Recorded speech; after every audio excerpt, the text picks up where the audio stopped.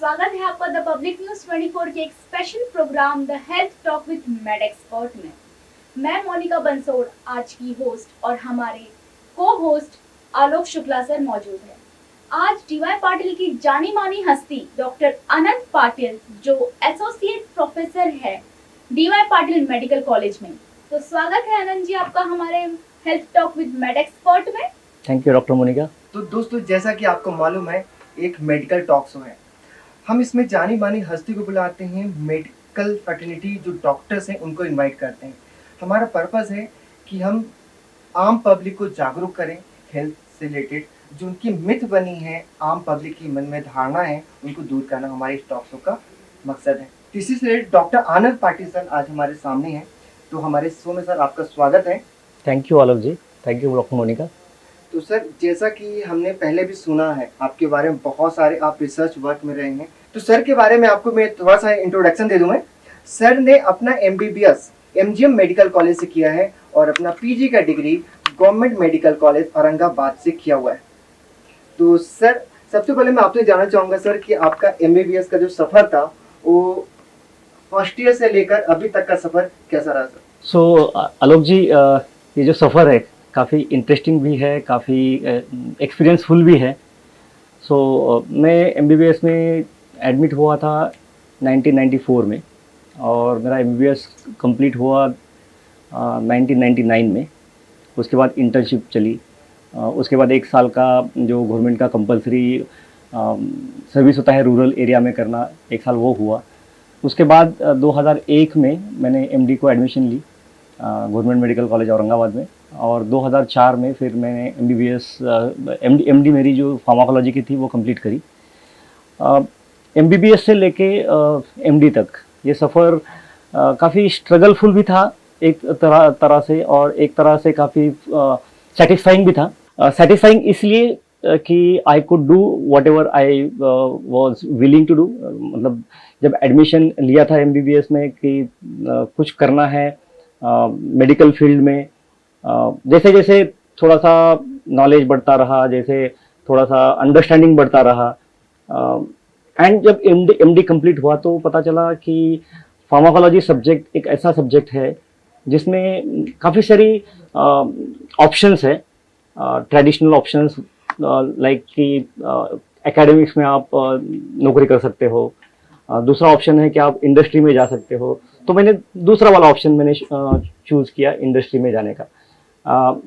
कुछ सालों के बाद ऐसा लगा कि इंडस्ट्री के बाद अभी थोड़ा सा एकेडमिक्स में कंसंट्रेट करना है, बिकॉज उसका भी एक रीज़न था। जब इंडस्ट्री ज्वाइन करी वहाँ पे पता चला कि रिसर्च इंडिया का जो है कोई भी प्लेटफॉर्म है, कोई भी कॉन्फ्रेंस है, वहाँ जाते थे तो सुनते थे कि इस एरिया में इंडिया का डेटा अवेलेबल नहीं है, इंडिया से इस डिसीज़ के बारे में डेटा बहुत कम आ रहा है। तो मुझे पता चला कि मतलब मेरा अंडरस्टैंडिंग ये था कि इसके पीछे क्या रीज़न है। ओके सर, इससे रिलेटेड एक और रहेगा मेरा। सर, मैं आपसे जानना चाहूँगा कि हर एक एमबीबीएस लाइफ एक अपना यादगार पल होता है, हॉस्टल की लाइफ। तो सर, मैं आपसे जानना चाहूँगा आपका हॉस्टल की लाइफ कैसा था, और जो हम बात करते हैं पसंद आना, एक किसी को अपना क्रश मानना, सर आपकी लाइफ में भी कुछ ऐसा रहा है आपकी एमबीबीएस लाइफ में? देखिए, difficult question to answer, but having come from a background which was very orthodox family and थोड़ा सा मतलब लाइफ का जो एंगल था more focused was on academics right from the beginning of my childhood. तो इस एरिया में मैंने कभी मतलब ज़्यादा फोकस मेरा हुआ ही नहीं, बिकॉज फैमिली बैकग्राउंड को देखते हुए मकसद तो एक ही था कि बस कुछ करना है, एमबीबीएस करके एमडी करके जल्दी से जल्दी सेटल होना है एंड फैमिली के लिए कुछ करना है, that was the only objective. And तो ये सारी चीजें शायद पीछे रह गई। टाइम आपका रहा। तो आप मतलब आपका हर एक का देखने का तरीका है, तो I don't regret what I did. I think ये सब सेटिस्फाइड प्रोसेस है, तो मुझे लगता नहीं कि मैंने कुछ मिस किया है। सर आपसे और एक चीज़ पूछना चाहती हूँ मैं, सर कितना इम्पोर्टेंट है एमबीबीएस स्टूडेंट की लाइफ में फार्माकोलॉजी सब्जेक्ट, उसके पीजी एग्जाम के प्रिपरेशन के लिए और उसके आगे प्रैक्टिसिंग के लिए? आई थिंक फार्माकोलॉजी एक ऐसा सब्जेक्ट है जो किसी दूसरे सब्जेक्ट से अलग नहीं किया जाता। आप मेडिसिन करो, आप गायनेकोलॉजी करो, पीडियाट्रिक्स करो, ऑर्थो करो, जो भी ब्रांच आप करो उसमें मेडिसिन ड्रग्स तो आना ही है। तो फार्माकोलॉजी ऐसा सब्जेक्ट है कि जो आपको लाइफ टाइम तक आपका कंपेनियन रहेगा।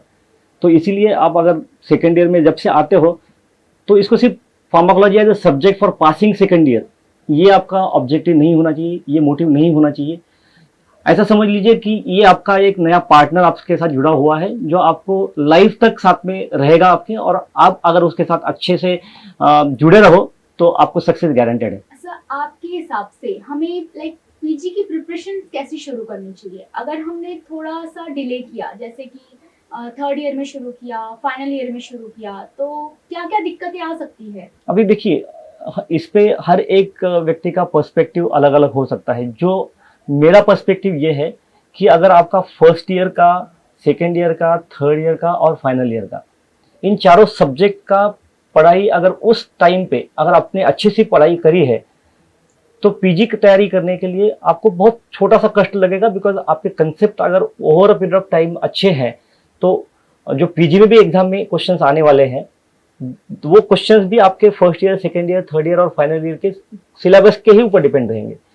तो इसीलिए पीजी को अलग से तैयारी करना है, ये कंसेप्ट ही मुझे थोड़ा सा मतलब अलग लगता है। नेवरदलेस ऐसा नहीं है कि you can not take it lightly. तो पीजी के लिए अलग से आपको फोकस करके पढ़ाई करनी होगी, बिकॉज उसका जो पैटर्न है, उसका जो सिलेबस है, the type of questions that are asked in the examination, उसके लिए आपको थोड़ी सी पढ़ाई करनी पड़ेगी। बट कंसेप्चुअली अगर आपका first year, second year, third year and final year अगर अच्छा है तो पीजी आपका जो प्रिपरेशन रहेगा काफी इजी रहेगा। सर मैं भी एक एमबीबीएस स्टूडेंट रही हूँ। Like when I was in second year I used to bunk classes. ऐसे तो कई सारे बच्चे करते हैं। सर आप ऐसा कोई इंसिडेंट शेयर करना चाहते हैं जहाँ पे आपने भी कभी बंक किया हो, या फिर लाइक ऐसा कोई इंसिडेंट? कोई ऐसी मस्ती sir? I think I don't know whether that will be called as masti, but yes, as a student, these instances happen in everybody's life, and I'm not an exception. तो हम जब student थे तब cricket was very popular game, even today it is one of the popular games. तो हम लोग मैं तो हॉस्टल रहता था और एमजीएम मेडिकल कॉलेजेस में हमारा जो ग्रुप रहता था, तो वहाँ पे सब लोग रूम करके रहते थे, मतलब फ्लैट्स में वगैरह। तो किसी के रूम में शायद टीवी वगैरह होता नहीं था, और जब तेंदुलकर की बैटिंग रहती थी, इंडिया वर्सेस पाकिस्तान की मैच रहती थी, या कोई एक इम्पोर्टेंट मैच रहती थी, तो पूरा क्लास का क्लास बंद होता था। और हम लोग जहाँ पे टीवी है, एज अ ग्रुप हम लोग एक जगह पे जाते थे, काफी मस्ती करते थे, मैचेस देखते थे। But that was for kind of reenergizing ourself, and that used to give more energy to study more. अगर इंडिया जीत जाती थी तो और ज्यादा मतलब पढ़ाई में हमारा इंटरेस्ट रहता था। अगर हार जाती थी तो दूसरे दिन शायद हम लोग पढ़ाई में थोड़ा सा ध्यान कम रहता था हमारा। सर जैसा कि हमें मालूम है कि आपने बहुत सारी रिसर्च किया और दीवा पाटिल के एक नामी गिरामी आपसे चेहरे हैं सर। तो सर एक हर स्टूडेंट जानना चाहते हैं कि एक हॉस्टल लाइफ जो बोलते हैं हर किसी के यादगार पल रहता है हॉस्टल लाइफ। सर आप अपने लाइफ का कुछ ऐसा पार्ट शेयर करना चाहेंगे जो हॉस्टल लाइफ का आपका सबसे बड़ा यादगार पल? ऐसे तो काफ़ी यादगार पल है। मैं रहता था हॉस्टल में, वो था गवर्नमेंट का हॉस्टल और वो पूरा बॉयज़ हॉस्टल था। एंड मेरा कॉलेज काफ़ी हॉस्टल से दूर था, तो मुझे सिटी बस से रोज़ जाना पड़ता था, सिटी बस से वापस आना पड़ता था, तो उसमें काफ़ी टाइम जाता था। But again that was very kind of emotional and क्या बोलते हैं उसको कि एक लाइफ की जो जुड़ी, अगर मुझे कोई यादगार चीज़ें पूछो तो सिटी बस से हॉस्टल से निकलो, सुबह 7 बजे 8 बजे का लेक्चर अटेंड करो, पूरा दिन कॉलेज अटेंड करो, और सिटी बस से जब वापस आते थे आई थिंक हॉस्टल में वापस जाना और रिलैक्स करना, that was really kind of satisfying every day. Sir मैं आपसे इससे रिलेटेड एक और सवाल है जो हर एक स्टूडेंट की लाइफ का एक टर्निंग पॉइंट आता है। तो सर आपका आफ्टर 12 जो हम मेडिकल एंट्रेंस के एग्ज़ाम आपने दिया था, तो आफ्टर 12 एमबीबीएस में एंट्री करने का वो सफ़र सर कैसा था और क्या क्या स्ट्रगल आपको करना पड़ा था एमबीबीएस सीट के लिए? यस। तो देखिए ऐसा था कि मेरे जब मैंने एमबीबीएस को एडमिशन ली 1994 में, उस टाइम पे हमारा एडमिशन एंट्रेंस के बेसिस पे नहीं हुआ करता था। हमारा जो एडमिशन था तो आपका जो पीसीबी का जो टोटल है, फिजिक्स केमिस्ट्री एंड बायोलॉजी का जो टोटल है, उसके ऊपर आपकी डायरेक्ट एडमिशन होती थी एमबीबीएस में। तो मेरा 12th का जो मतलब ब्रांचेस थी, मेरा जनरल साइंस था, तो I could have gone to engineering as well as medical. But मेरा जो एल्डर ब्रदर है he already went to engineering, तो मुझे ऐसा लगता था कि मुझे इंजीनियरिंग नहीं करना है, बिकॉज फैमिली में ऑलरेडी एक इंजीनियरिंग के लिए गए हैं, तो मैं थोड़ा डॉक्टर के लिए ट्राई करूं। बट उस जमाने में ऐसा था कि गारंटी भी नहीं थी कि मेडिकल को एडमिशन मिले या ना मिले, तो मैंने दोनों सब्जेक्ट चूज किए कि इंजीनियरिंग का ऑप्शन रखे और बायोलॉजी का ऑप्शन रखे। एंड फॉर्चुनेटली दोनों सब्जेक्ट में I could get good marks. तो हमारे टाइम पे थोड़ा सा मेडिकल का एडमिशन डिले हुआ था, तो 6 महीना मैंने इंजीनियरिंग भी करी। और इंजीनियरिंग करने के बाद देन जब मेडिकल की एडमिशन आई तो मेरा मेडिकल को नंबर लगा देना, I obviously opted for MBBS. Congratulations, sir. Thank you. You got your medical seat. Thank you. और सर आज के डेट में जितने भी एमबीबीएस स्टूडेंट्स हैं, एमबीबीएस होने के बाद हर कोई क्लिनिकल फील्ड लेना पसंद करता है और majority of people goes to मतलब क्लिनिकल फील्ड में। सर इसमें लोग नॉन क्लिनिकल फील्ड में क्यों नहीं आते हैं, इसका रीजन क्या है? देखिए, इसका रीजन मेरे हिसाब से इट्स ऑल अबाउट परसेप्शंस। मतलब लोगों के खुद के परसेप्शंस है कि फार्माकोलॉजी है या तो कोई नॉन क्लिनिकल सब्जेक्ट है, उनको स्कोप नहीं है या तो लिमिटेड स्कोप है, ये परसेप्शन है लोगों का। तो मेरा 100% मानना ये है कि जो अपॉर्चुनिटीज है वो तो कुछ ट्रेडिशनल अपॉर्चुनिटीज होती है, बट अगर आपको सब्जेक्ट अच्छे से पता है तो आप आपकी अपॉर्चुनिटी खुद ढूंढ सकते हो, खुद क्रिएट कर सकते हो। देखिए, एज फार एज फार्माकोलॉजी का सब्जेक्ट जो है उसमें काफ़ी सारी अपॉर्चुनिटीज हैं। शायद जब आप एमबीबीएस करते हो या तो इंटर्नशिप करते हो तब तक इस अपॉर्चुनिटी के बारे में आपको ज़्यादा शायद एक्सपोजर नहीं होता है, अंडरस्टैंडिंग नहीं होती है। तो एक तो ऑब्वियसली एकेडमिक वाला करियर आपके पास है, दूसरा एक बहुत अच्छा करियर ये है कि फार्मास्यूटिकल इंडस्ट्री जो है उसमें जो मेडिसिन बनती है, उसमें जो उनके रिसर्च चलते हैं, तो उनके लिए one of the best professions that can guide the pharmaceutical industry in pharmacology. So MD pharmacology अगर करते हो तो इंडस्ट्री में जाने का, रिसर्च में जाने का आपके पास एक काफी अच्छा सा ऑप्शन अवेलेबल है, तो वो शायद लोगों को पता नहीं है। सर आज के डेट में लाइक फार्माकोलॉजी का क्या स्कोप है, मतलब आगे चल के फार्माकोलॉजी कहाँ तक, या यूएस या अगर हम अब्रॉड में जॉब करने की बात करें, यूएस में, अब्रॉड में या इंडिया में अपन क्या क्या ऑप्शन हो सकता है उनके लिए, तो हम आपसे जानना चाहेंगे। देखिए, मैं उसको थोड़े अलग तरीके से रखना चाहूँ। एक तो मैंने आपका जो एकेडमिक्स वाला ऑप्शन तो बता दिया, जब सबको पता है। थोड़ा सा इंडस्ट्री के बारे में थोड़ा सा जानते हैं, इंडस्ट्री में क्या स्कोप फार्माकोलॉजी के लिए है इंडिया में और अब्रॉड में। There are 2 types of companies, एक इंडियन कंपनीज होती है, एक मल्टीनेशनल कंपनीज होती है। मल्टीनेशनल कंपनीज जो होती है उनकी offices they are spread across different countries in the world. तो अगर आप यहाँ अच्छा काम करो तो हो सकता है किसी दूसरे कंट्री में अपॉर्चुनिटी है तो you might be transferred to that country for few years. So that is one way you go abroad and work for the pharmaceutical company. Secondly, आप फार्मास्यूटिकल के जो अलग अलग दूसरे ऑप्शन है, लाइक फार्माकोविजिलेंस का एक ऑप्शन है, जहाँ पे आज के डेट में drug safety is very important. तो उसमें अगर काफी फोकस काम करना है तो फार्माकोविजिलेंस के ऑप्शंस भी अवेलेबल है, इंडिया में भी अवेलेबल है, अब्रॉड में भी अवेलेबल है। तो ये रही अब्रॉड की बात।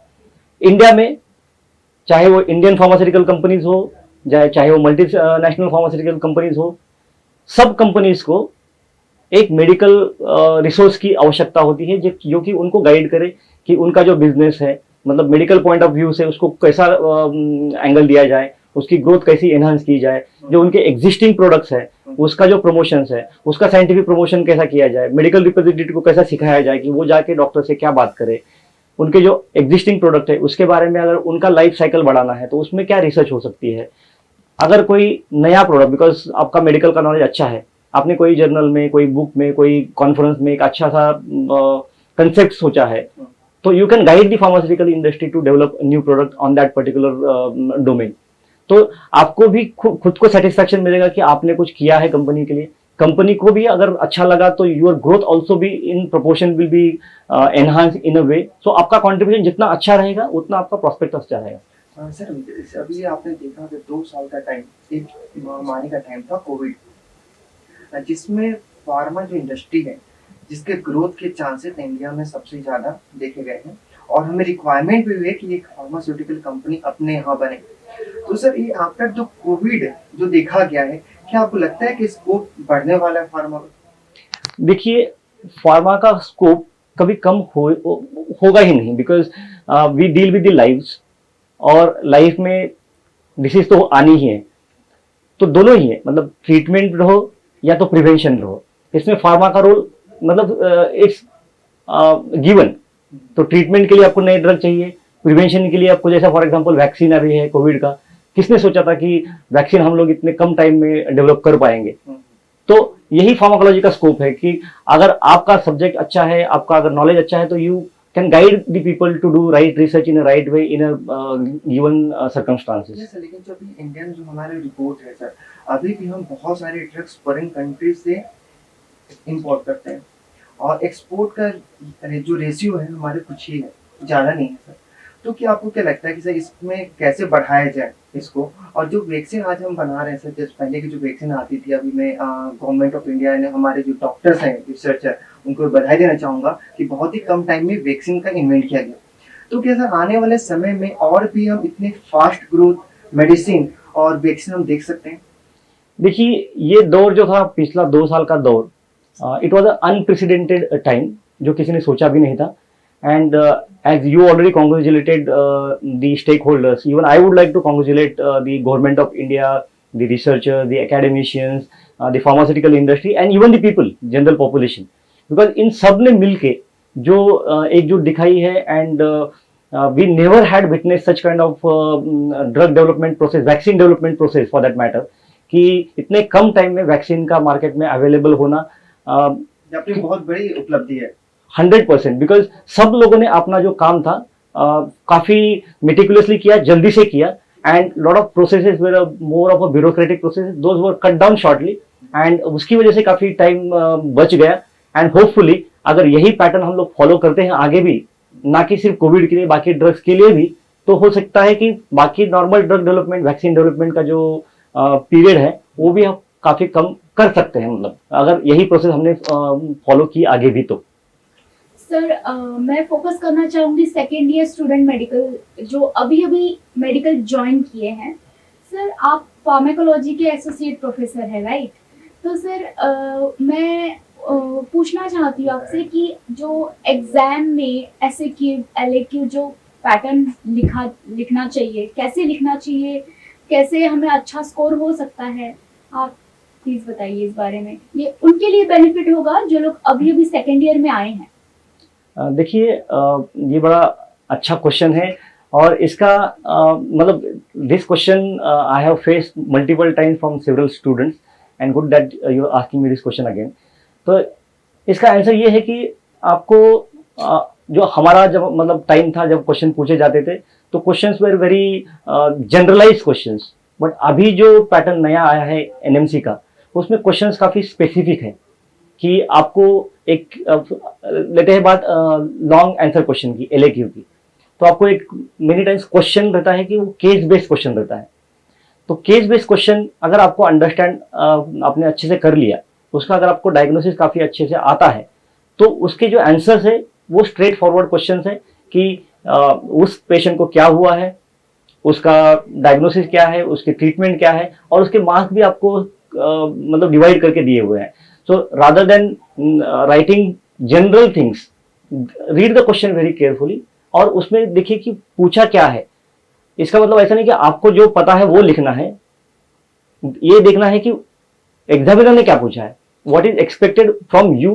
So when you read the question carefully, now long question का प्रॉब्लम बोल सकते हो, या तो आपके लिए तरीका है कि पहले तो आपके कंसेप्ट क्लियर कर लीजिएगा, क्योंकि अगर आपका डायग्नोसिस ही वो केस ही आपने रॉन्ग तरीके से डायग्नोस किया तो पूरा लॉन्ग क्वेश्चन का मार्क्स जाने का चांसेस है। तो स्टडी इस तरीके से करिए कि आपको केस बेस्ड, एप्लीकेशन बेस्ड अगर अच्छे से लिख पाते हो या तो अच्छे से आपका कंसेप्ट क्लियर है तो लॉन्ग क्वेश्चन लिखने का इतना डिफिकल्टी होना नहीं चाहिए। तो ये रहा लॉन्ग क्वेश्चन के बारे में।